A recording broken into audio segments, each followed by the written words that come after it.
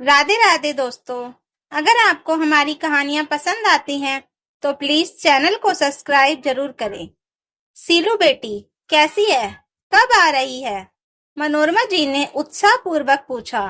बस मम्मी, 2 दिन बाद आ रही हूँ। यहाँ बर्फीली वादियों में घूमने में मजे आ रहे हैं। बहुत ही अच्छा लग रहा है। वापस आने का मन ही नहीं कर रहा है। मैं बाद में बात करती हूँ। सीलू ने फोन रख दिया। मनोरमा जी के चेहरे पर खुशी की लहर थी। अब तो बस जल्दी से दामाद जी और सीलू छुट्टियां मनाकर आ जाए। सब लोग साथ में रहेंगे, कितना अच्छा लगेगा। तभी उन्हें याद आया कि फोन के चक्कर में वो अपनी दवाई खाना भूल गईं। पानी लेने रसोई में गईं तो चारू काम कर रही थी। अब कितनी देर और है खाना बनाने में? मुझे तो बहुत भूख लग रही है। चारू ने जल्दी से खाना परोस दिया।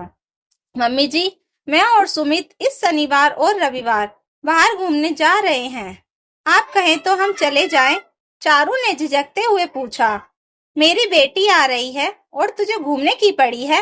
एक ही बेटी है, तुझे उसका आना भी अखरता है। एक ही ननद भी नहीं संभलती है। तुम्हारा तो ये रोज का है। आज यहाँ घूमने चली जाऊं, कल वहां घूमने चली जाऊं। घर में पैर टिकते भी हैं या नहीं? एक ही ननद है, ननद का आना इतना बुरा लगता है क्या? मनोरमा की बातें सुनकर चारू की आंखें भर आई। उसकी सास अपनी बेटी के आगे किसी की नहीं देखती थी। सीलू दीदी तो हर कहीं घूमती रहती थी, पर जब चारू घूमने को बोलती तो मनोरमा का पारा चढ़ जाता था। चारू की शादी को 1 ही साल हुआ था। इस 1 साल में उसने ये अच्छी तरह महसूस किया था कि इस घर में बेटी की ही परवाह की जाती है, बेटे बहू की नहीं। मनोरमा जी के 2 बच्चे हैं, सीलू और सुमित। सीलू की शादी को 5 साल हो गए हैं और एक बेटी है।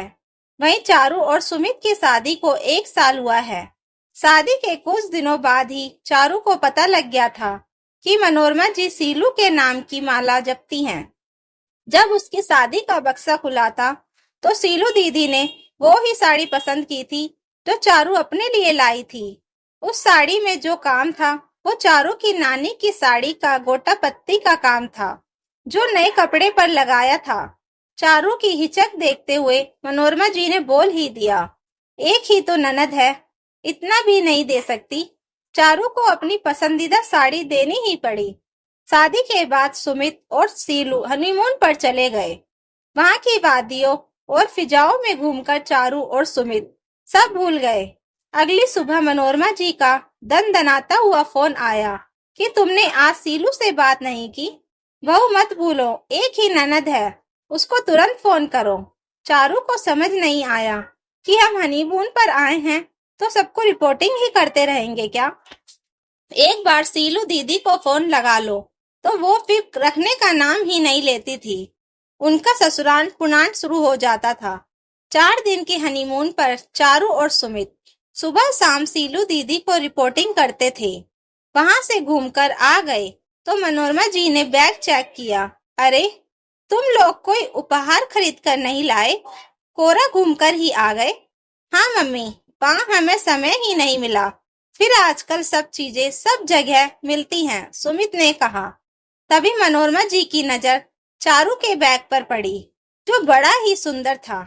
ये बैग बड़ा सुंदर है बहू, ये सीलू को दे देना, एक ही ननद है, इतना तो दे सकती हो, मन बड़ा रखो। चारू ने वो बैग अपने लिए लिया था ताकि उसमें ज्यादा सामान रख सके, पर मनोरमा जी ने बिना पूछे और जाने सीलू को फोन कर दिया कि चारू उसके लिए बहुत सुंदर बैग लाई है। चारू को मन मारकर वो बैग उसे देना पड़ा। मायके में चारू की बहन की शादी थी और उसी समय सीलू के मौसी सास की बेटी की शादी थी।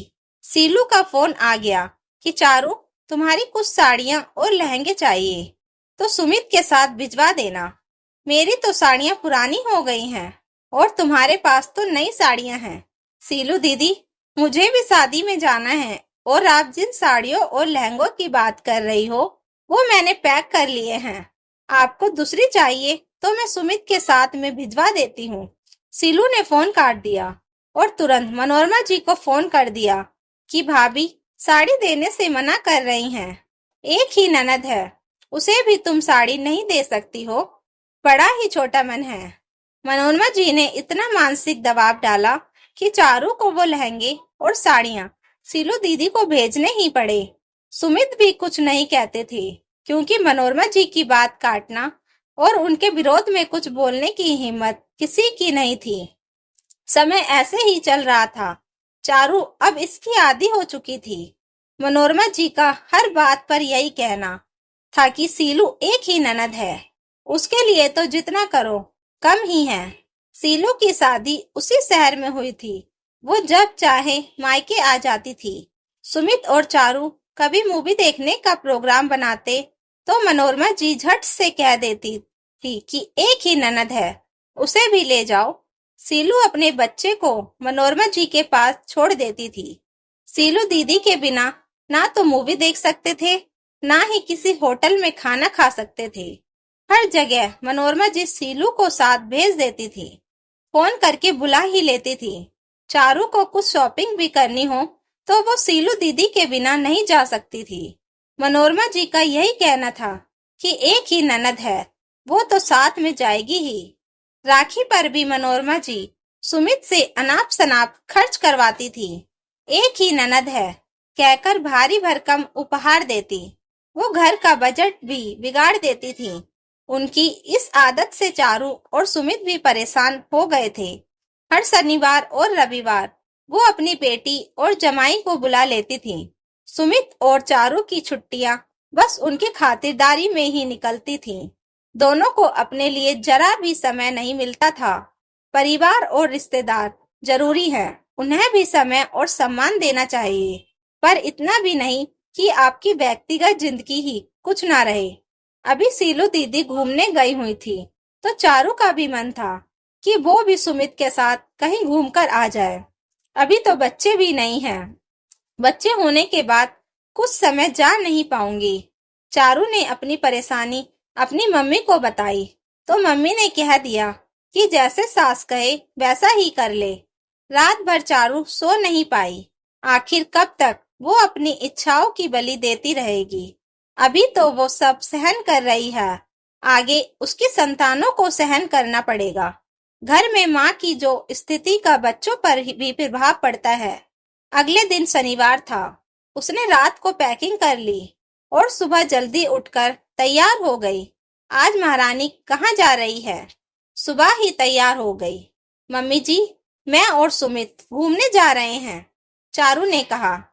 तुम्हें मना किया था ना, सीलू कभी भी आ सकती है और तुम दोनों घूमने जा रहे हो। एक ही ननद है, उसके लिए रुक नहीं सकते। मम्मी जी, माँ के लिए तो बच्चे बराबर ही होते हैं, ये अच्छी बात है। आपका मन सीलू दीदी में है, पर आप ये भूल रही हैं कि आपके एक बच्चा और है। आप हमेशा सीलू दीदी की खुशियों के ही बारे में सोचती हैं। कभी अपने बेटे और बहू के बारे में सोचा है? सुमित भी तो अकेले बेटे हैं। मैं भी तो इस घर की एकमात्र बहू हूँ। क्या हमें खुश होने का साथ में घूमने फिरने और मूवी देखने का हक नहीं है? आपको तो हमारी खुशियों की जरा भी परवाह नहीं है। बेटी की खुशियों के लिए बेटे बहू की खुशियों का गला क्यों घोट रही हैं? दीदी तो हर कहीं घूमने जाती रहती हैं। सुमित और मेरी भी इच्छा है हम 2 दिन बाहर हो आए, तो आपको इससे भी आपत्ति है क्योंकि सीलू दीदी आ रही हैं। सीलू दीदी 2 दिन बाद भी आ सकती हैं। फिर आप और पापा जी तो घर में हैं ही। मैंने खाना बनाने वाली से बात कर ली है, 2 दिन रसोई वो संभाल लेंगी। मैंने बहुत सहन किया, पर अब और नहीं सहन कर सकती। मेरी जिंदगी है, मुझे भी खुश रहने का और जीने का अधिकार है।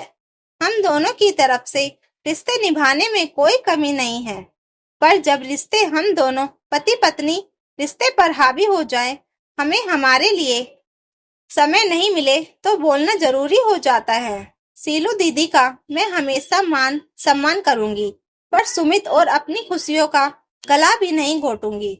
मनोरमा जी कुछ नहीं कह पाई। चारू और सुमित पैर छूकर घूमने चले गए। दोस्तों, कई घरों में बेटी के लिए बेटे और बहू की खुशियों को नजरअंदाज कर दिया जाता है। बेटी के लिए बहू को बहुत कुछ सहन और त्याग करना होता है। एक ही ननद है, ये तो मनोरमा जी ने कई बार सोचा और बोला था, पर एक ही बहू है, तेरे एक ही भाभी है, तुझे भी उसकी खुशियों की परवाह करनी चाहिए। ये बात मनोरमा जी ने कभी अपनी बेटी सीलू से नहीं कही। बेटी को प्यार करना और उसकी परवाह करना गलत नहीं है, पर उसके लिए बेटी बहू को तकलीफ देना, उनकी उपेक्षा करना भी सही नहीं है। दोस्तों, कहानी अच्छी लगी हो तो प्लीज वीडियो को लाइक, शेयर एंड सब्सक्राइब जरूर करें।